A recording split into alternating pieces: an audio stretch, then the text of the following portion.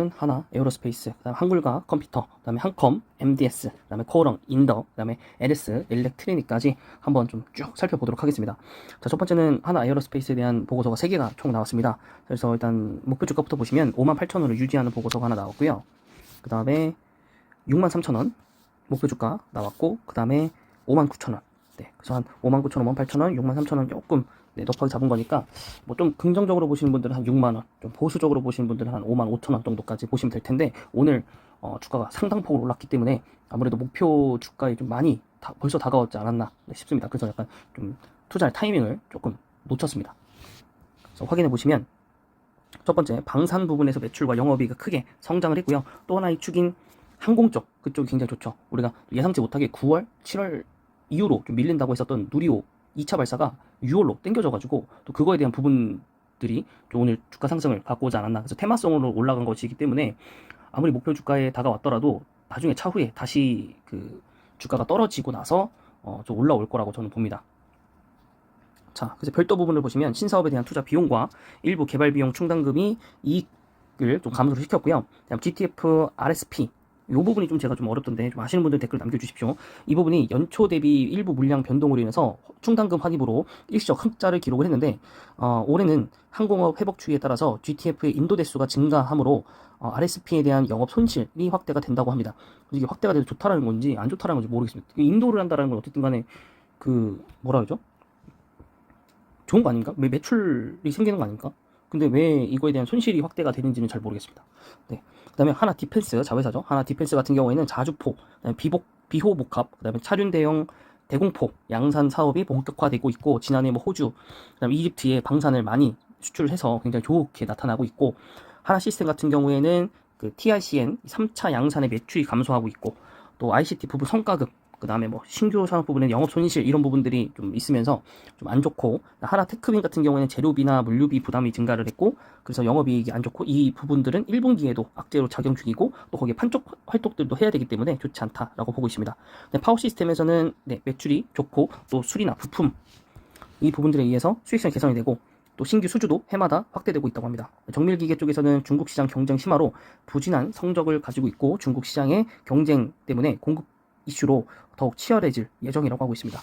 그래서 사실 뭐 긍정적인 면도 있는데 부정적인 면들이 훨씬 더 좀 많다라고 저는 보기도 하거든요. 그래서 이거는 본인 시야에 따라 좀 다를 것 같고, 여기 보고서도 거의 다 같은 얘기를 하고 있는데, 일단 지난해 호조로 인해서 역기저가 있을 수 있고, 또 민수 산업에 대한 원가가 상승이 됐다. 그래서 민수 부분 아까도 그 수주가 잘 안 됐다고 했거든요. 방산 쪽만 좋고, 그 부분에서도 조금 악재가 좀 적용 중이지 않나 생각이 좀 들고요.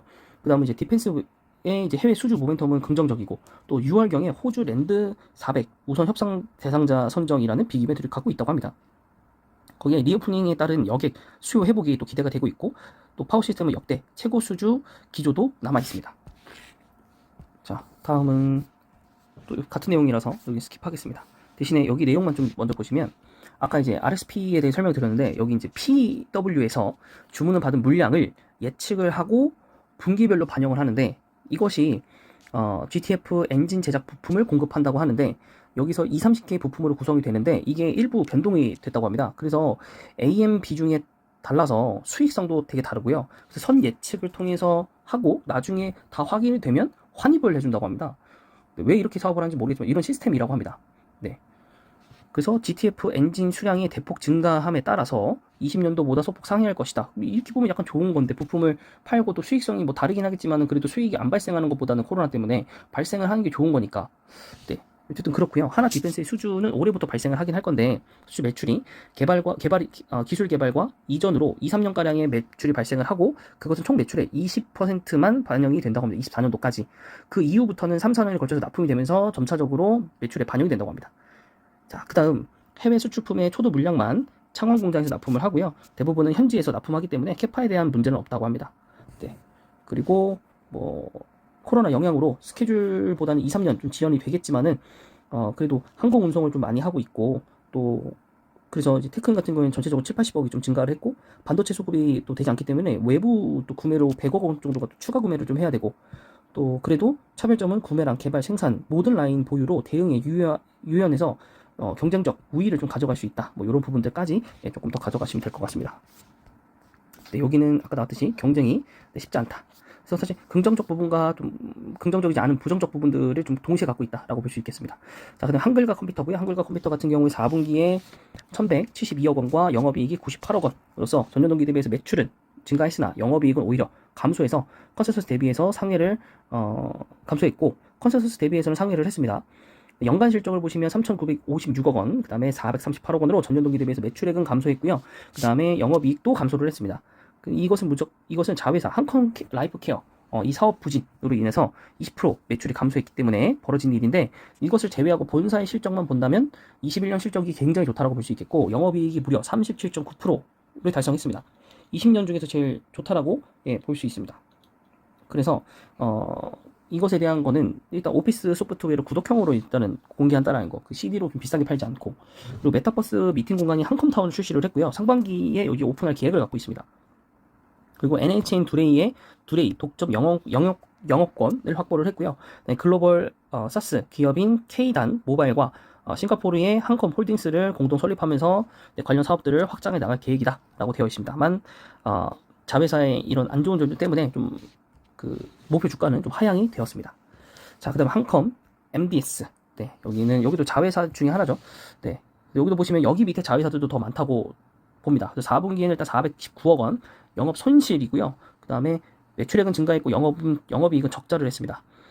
그래도 긍정적인 것은 전자 및 기계 로봇 사업이 전년 동기 대비해서 24.2%와 44.9%가 증가를 했고요. 이 자동차와 국방항공, 그 다음에 유무선 통신 등에 대해서는 무지막지 감소를 했다. 그래서 한컴 모빌리티를 제외한 본사 및 자회사의 자회사의 매출이 전반적으로 감소하면서 부진한 실적을 나타냈습니다. 이 부분들은 한컴 MDS가 좀 어쩔 수 없는 그런 부분들이지 않나 싶습니다. 그리고 연간 잠정 실적은 1,590억 원, 그 다음에 영업이익은 27억 원으로 되어 있고요. 매출액은 증가했지만 영업이익은 감소를 했습니다. 그 다음 자회사들의 영업 손실이 지속되고 있고, 그 다음에 신규로 취득한 회사들의 영업 손실도 반영됐기 때문에 그렇게 그리 긍정적인 것은 아니라고 보고 있습니다. 그 다음 자회사인 한컴 인텔리전스의 매출 성장과 함께 전자, 기계 로봇, 유무선 통신 이런 부분들에 대해서 매출을 다시 한번 끌어올릴 거라 보고 있고, 메타버스 개발사인 프론티스와 스마트 건강관리 솔루션 업체인 K링크의 실적 성장도 기여를 할 거라고 예상을 하고 있지만, 이 부분이 과연 어떻게 적용될지는 잘 모르겠죠. 그래서 여기도 마찬가지로 목표 주가는 22,000원으로 하향이 되었습니다. 자, 마지막 전이죠. 코오롱 인더고요. 코오롱 인더 같은 경우에는 4분기 영업이익 27억 원으로서 이제 크게는 아니죠. 크게 하회를 했고, 맞습니다. 크게 하회했고, 패션 부분은 성수기임에도 불구하고 성과급 지급 때문에, 그 다음에 수출 운임이 증가하고, 그 다음에 일부 재고 관련해서 손실을 좀 입었기 때문에 좀 안 좋게 나왔습니다. 일단 또 여러 가지 뜯어서 보면 산업자재 부분에서는 좀 좋지 않았고, 하지만 주력 제품에 대한 견고한 실적은 있었지만 전방에 대한 수요가 부족했죠.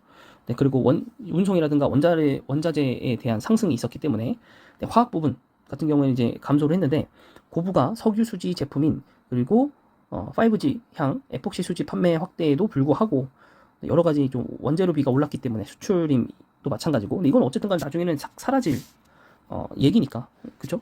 단기 약재라고 볼 수 있겠고, 필름 부분도 적자 전환을 했고, 호조가 좀 있긴 했는데 재고가 좀 있었다라는 거. 이거 어쨌든 재고가 문제예요. PT칩 원료 가격도 유가 상승에서 동반했다. 이런 것들. 대규모 흑자 전환, 패션 부분에서는. 하지만 이제 골프 쪽이 좀 안 좋다. 그래서 어쨌든 또 여기서 골프를 가지고 물적을 결정했고 상장 계획은 없다라고 써 있습니다. 사실 이것만 봐가지고는 제대로 모르겠습니다. 목표 주가가 왜 94,000원인지 잘 모르겠지만, 이 밑에 걸 보시면 조금 확실하게 보실 수 있을 텐데, 하반기부터는 타이어 코드, 아라미드 섬유, 수소전지용 막가습기, 증설 기대감이 가시권에 들어오고 있고요. 베트남, 그 다음에 아라미드 섬유, 총 캐파 이렇게 상승하는 걸 볼 수 있고요. 수요연료 전지는 현대차에서 중단한다고는 하긴 했지만, 그러니까 안 한다가 아니라 딜레이의 느낌이기 때문에 나중에 다시 출시될 예정이라서 이 부분도 그렇게 깎일 만한 건 아닙니다. 그래서 아라미드 섬유는 앞으로도 중요하고, 곧 올해는 무조건 5G에 대한 투자도 있기 때문에 그 부분에 대해서도 쓰일 거고, 타이어 코드도 다시 한번 상승할 예정이기 때문에 여러분들 되게 크게 사업적으로 걱정할 필요는 없으실 텐데, 여기서 얘기했듯이 하반기부터 좋아질 가능성은 있다. 그래서 2분기부터 서서히 좋아지고 3분기부터는 완벽하게 좋아질 수 있기 때문에 좀 모든 사업들이 다 하반기를 좀 기다려지 않나 싶습니다. 마지막은 LS 일렉트릭입니다. LS 일렉트릭을 보시면 우선 EV 릴레이 사업의 물적 분할이 되었고요. 그것으로 인해서 주가가 굉장히 많이 떨어졌는데 배당을 또 확대하고 주식도 취득하면서 주주 가치를 제고하는 정책을 펼쳤고요. 올해 전력 인프라와 그다음에 신재생에너지 사업부에 대해서 회복이 이루어질 것이고, 또 최근에 천연가스 가격 강세 때문에 스테인리스 훈육관 사업에 대한 우호적인 모멘텀이 발생을 했습니다. 그래서 EV 릴레이 같은 경우에는 지난해 590억 정도 되는 전사 매출에서 약 2.2%에 불과하는 사업인데 불구하고 시장 지배력을 가진 전력, 그 다음에 전동화 분야와 자동차 부분 사업의 이질적 성격을 고려한 측면이 있다고 합니다. 자, 그래서 배당률은 3.8%까지 좀 끌어올렸고요. 그리고 3년간 좀 진행한다고 하고, 그 다음에 이게 얼마인지 모르겠지만 47만 주식의 1.6% 정도를 6월 말까지 취득을 한다고 합니다. 네, 그 부분에 있어서는 좀 하방이 좀 지지가 된다는 모습이 좀 있고, 그럼 사실 이게 LS한테도 좀 이득이 있는 거거든요. 네, 어쨌든 지주회사다 보니까. 네, 그래서 전력 인프라 사업 같은 경우에는 올해 데이터 센터와 배터리 산업의 중심으로 수주 잔고 역대 최고로 늘어난 상태이고요. 지난해 부진을 딛고 큰 폭으로 성장하면서 손익분기점을 도달할 것이다. 신재생 사업부가. 네, 프로젝트들도 연이어 수주를 했고, 과거에도 설명을 드린 적이 있고, 다만 원자재 가격 상승 요인이 있겠지만은 전력기 부분에서 이것을 판가에 이전할 예정이고, 또 대기업향의 고부가 매출이 지속적이고, 뭐 스마트 배터리도 투자하고, 앞에 나온 것처럼 에너지 선박, 뭐 저장용 뭐 이런 것들도 전부 다 긍정적인 모멘텀으로 작용이 된다라고 되어 있습니다. 자, 하나 에어로스페이스부터 보시면 원래 6%, 예, 한 8%까지도 올랐었는데 6%는 올랐고, 그래서 지금 59,000원, 네, 보시죠, 55,000원이라고 말씀드렸죠. 벌써 찍었습니다 오늘. 네, 오늘 찍었고, 아무래도 그 뭐죠, 여기 다른 뉴스들보다는 그 뉴스가 맞을 것 같아요. 그 항공에 대한 그 부분들. 물론 뭐 여기에 나와 있는 뭐 3D 프린트, 뭐 가스터빈을 목자나 나선다, 뭐 이런 얘기도 있기는 한데, 또 하나 편입, 이래 뭐 최다, 뭐 이런 실적 부분들 뭐 이런 것도 있겠지만은, 오늘 한국우주도 날아가고 뭐 AFP 위성 이런 거라든가 뭐 등등 캔코아, 그다음에 뭐 세트레가 이런 거 간 걸로 봐서는 이런 뉴스들보다는 제가 볼 때는 아무래도 그 부분들이 큰 것 같습니다. 네, 다시 한번 누리호의 발사, 네, 항공 분야, 우주항공 이쪽 분야들 되살아나는 움직임 이쪽인 것 같아서 별도로 설명할 내용은 없고, 오늘 이 상승으로 인해서 차트가 굉장히 좀 많이 이미 회복이 해버렸다 라고 보겠고, 이 종목도 사실 돈이 있다면 좀 장기적으로 천천히 한 주씩 두 주씩 단기 호재로서 보지 마시고 천천히 매수를 좀 해 나가셔라 라고 제가 과거부터 설명을 좀 드렸던 적이 있습니다. 이때 올라갈 때부터. 네, 그래서 이거 쭉 떨어졌을 때도 뭐 물을 타고 이러셨으면 사실 지금도 뭐 굉장한 수익이고 신규 진입에 대한 고민은 안 하셔도 되는데, 네, 그렇게 되지 않으신 종목 분들께서는 지금 이걸 보고 또 늦었다 이렇게 생각하실 수 있잖아요. 그래서 항상 좋은 종목이거나 좀 여기서 사도 되겠다 싶을까 하는 종목들은 정말로 한 주 두 주 이렇게 사보시고, 또 며칠 뒤에 떨어지면 또 사고, 이런 식으로 물량을 좀 이렇게 모아 나가시는 걸로 하시면, 네, 그렇게 큰 폭의 뭐 큰 수익이 안 날 수는 있어도, 비록 안 날 수는 있어도, 근데 계획을 잘 짜고 좀 많이 빠지게 된다면 또 많이 사놓을 수 있거든요. 네, 근데 우리가 항상 여유 자금을 확보하지 않고 매수해서 그렇습니다. 우리가 뭐 이 종목을 뭐 몇백만 원을 들어갈 거다라고 하면 사실 마음이 급해가지고 떨어질 때마다 막 사거든요. 그러다 보니까 여유 자금이 더 뒤에 평탄이 없어갖고, 그래서 이제 많이 못 사게 되는 건데, 이제 전략만 좀 잘 짜놓으시면 괜찮을 것 같아요. 그다음에 한글과 컴퓨터고요. 이쪽 같은 경우에는 일봉상으로도 많이 떨어졌고 주봉상으로도 굉장히 많이 떨어졌습니다.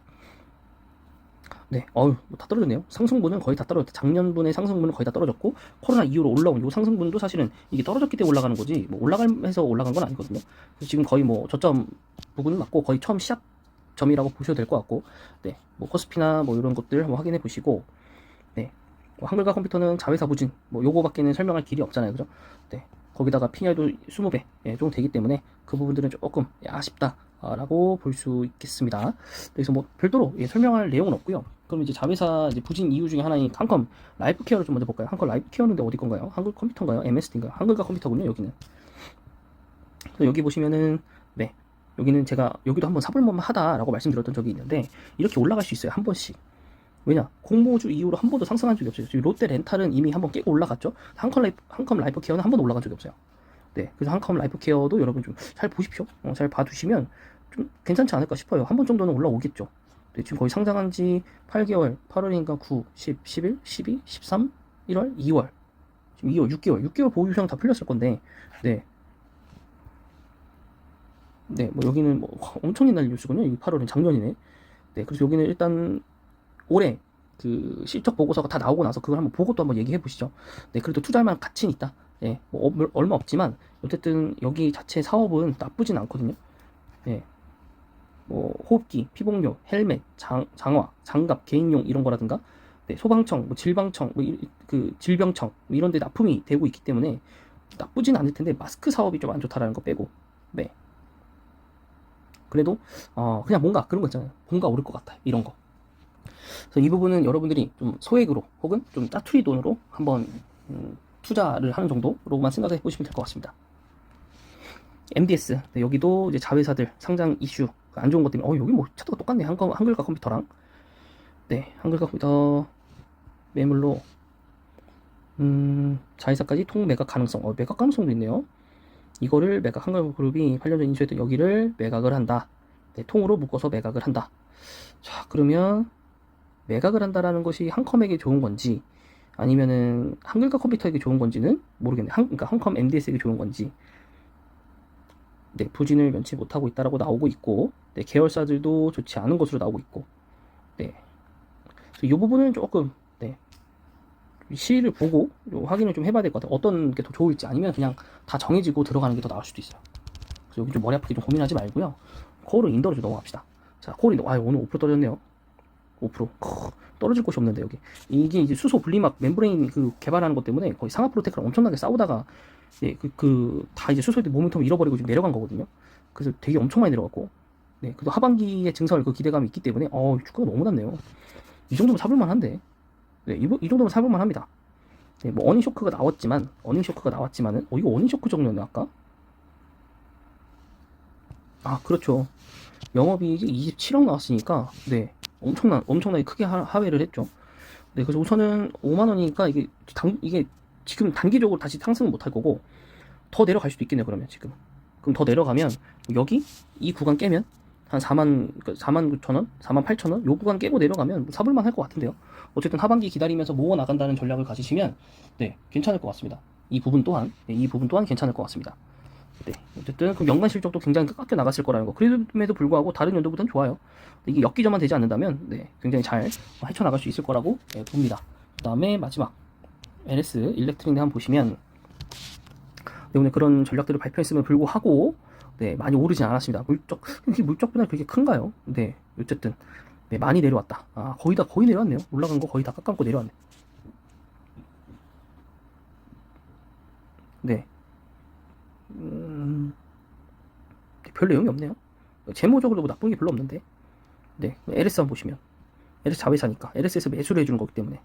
여기도 나쁜 게 없거든요. 이게 결국엔 지금 모멘텀 못 받아서 그래요. 신재생 에너지에 대한 모멘텀 못 받아서. 그래서 LS 일렉트릭도 마찬가지고 굉장히 지금 엄청 많이 떨어졌거든요. 이때 1, 2월이 왜 떨어졌나 근데? 1, 2월이 물적 분할 그것 때문에. 네, 물적 분할 때문에 떨어진 거긴 한데 저는 잘 모르겠습니다. 이게 이렇게만큼 떨어질 만한 것인가 잘 모르겠고, 주가가 뭐 올라가도 올라갈 수 있는 그런 부분들인데, 네, 프로젝트도 따냈고, 네, 그리고 저는 뭐 LS 일렉트릭을 투자하시든 뭐 LS를 투자하시든 투자하시기 바랍니다. 저는 무조건 올라간다고 봅니다. 네, 그래서 이번 보고서는 여기까지. 영상이 마음에 드셨다면 구독과 좋아요 그리고 댓글까지 부탁드릴게요.